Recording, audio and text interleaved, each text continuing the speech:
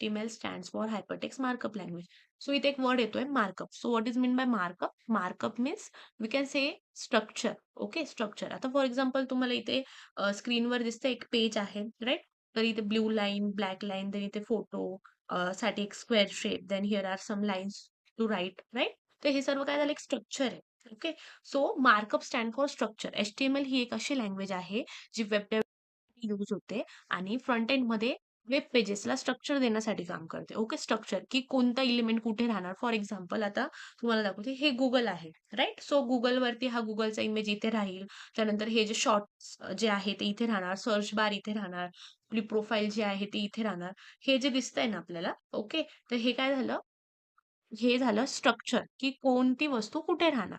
Okay, so HTML जे आहे front end मध्ये काय काम करतं की आपल्या वेब पेजेसचं स्ट्रक्चर कसं राहणार, स्ट्रक्चर क्रिएट करण्यासाठी आपण काय यूज करणार, HTML यूज करणार. आणि HTML चा फुल फॉर्म आहे हायपरटेक्स्ट मार्कअप लँग्वेज.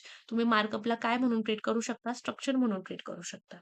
ओके, त्यानंतर आता एक हाऊसचं एक्झाम्पल घेऊया आपण. ठीक आहे, इथे तुमच्या समोर एक घर दिसतं. सो याला 2 विंडोज आहे, एक डोअर आहे.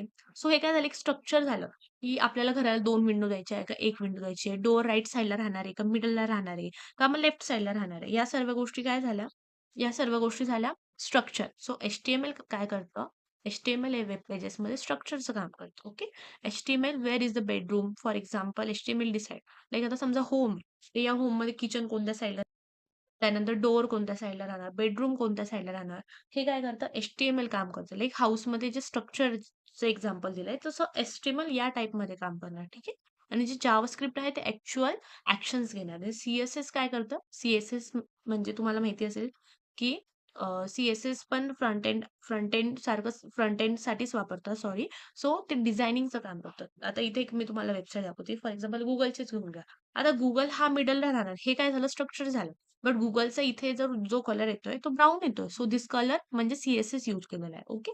सो CSS म्हणजे ॲक्चुअल कलर्स, त्यानंतर फॉन्टिंग, त्यामध्ये ॲट्रिब्यूट्स या सर्व गोष्टी येतात. ठीक आहे.